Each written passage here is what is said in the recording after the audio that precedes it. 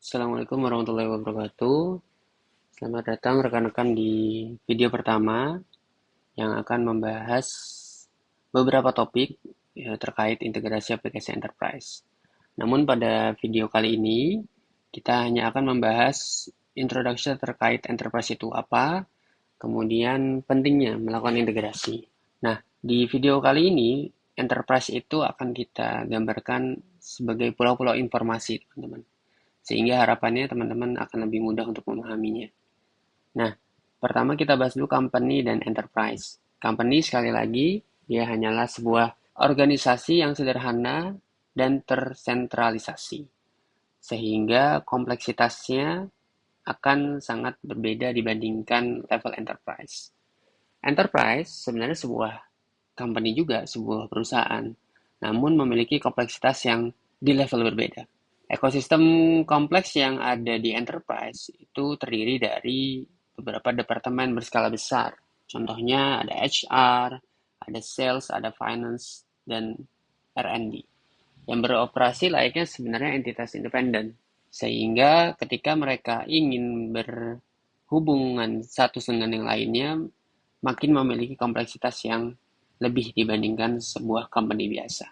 Sehingga enterprise dan company itu berada di level yang berbeda ya teman-teman. Akar masalahnya mulai timbul ketika perusahaan yang memiliki level enterprise mengarahkan atau bahkan tidak mengarahkan masing-masing departemen itu untuk memiliki sistem yang terintegrasi. Sehingga setiap departemen itu berlomba-lomba membangun istilahnya menara teknologinya sendiri ya, yang dirancang khusus untuk kebutuhan spesifik mereka. Contohnya misalkan di accounting ya hanya berfokus kepada kebutuhan operasional yang ada di accounting saja. Kalau di Telkom University misalnya bagian akademik ya, berfokusnya hanya di proses akademiknya saja. Kemudian ada bagian misalkan bagian logistik ya, yang akan berfokus hanya di bagian logistik saja. Sehingga ketika enterprise tidak punya arah untuk menyatukan teknologinya, maka setiap departemen akan memiliki menara-menara yang makin hari makin tinggi ya, sehingga di sini akan terlihat independen dan tidak saling terhubung satu sama yang lain. Nah, akar masalahnya mulai akan muncul di sini. Nah, ini disebut efek stovepipe ya, atau pulau-pulau informasi, di mana setiap pulau-pulau ini memiliki informasi yang sangat kaya ya, sangat banyak. Misalnya di perusahaan Telkom University, ya Telkom University ingin meningkatkan misalnya operasional bagaimana layanan pembayaran registrasi mahasiswa menjadi lebih mudah. Itu tidak hanya melibatkan proses di bagian keuangan, namun juga ada proses di bagian akademik. Kemudian juga mendapatkan juga harusnya dari Departemen Pusat Teknologi sebagai yang memiliki operasional aplikasinya. Sehingga ketika kita mau meningkatkan kualitas tersebut, itu harus memiliki integrasi di antara ketiganya. Itu salah satu contohnya, teman-teman. Sehingga data-data itu akan harus terhubung satu dengan yang lainnya.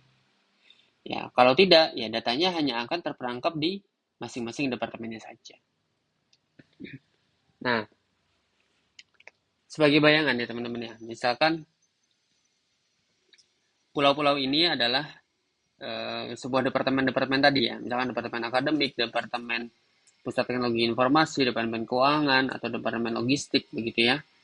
Nah, ketika mereka tidak diminta untuk mengintegrasi, mereka hanya akan melakukan pembangunan berdasarkan kebutuhannya. Ingat ya sekali lagi seperti itu, sehingga susunan teknologinya pasti akan independen. Jadi tidak melihat atau tidak konfirmasi. Di sana pakai teknologi apa ya, sehingga harus sama. Jadi tidak ada hal tersebut sehingga ya masing-masing membangun dengan kemampuannya sendiri, sehingga bisa jadi di sini nanti ada yang pakai Windows ya, base dari servernya, kemudian pakai PHP, kemudian pakai Laravel, sedangkan di pusat teknologi informasi karena lebih kaya dengan SDM-SDM yang mumpuni, sehingga mereka misalkan menggunakan Golang, menggunakan MongoDB ya, dan menggunakan server berbasis Linux misalnya. Sehingga ketika kita mau menghubungkan satu dengan yang lain, misalkan Putih dengan akademik saja. itu akan punya tantangan sendiri, teman-teman. Kenapa? Karena basis penyimpanannya, basis teknologi yang digunakan itu berbeda kan. Sehingga cara menghubungkan dari Golang ke PHP pasti menggunakan cara yang berbeda. Nah, sehingga hal ini pasti akan menimbulkan kekacauan ya teman-teman ya. Nah, solusinya sebenarnya seperti apa? Seperti yang saya jelaskan di kelas ya, bahwa segala sesuatu yang sudah kena sebuah limit pasti harus akan dilakukan manajemen. Kalau dilakukan manajemen, maka harus ada desain ya, planning yang jelas sebelum dilakukan eksekusi.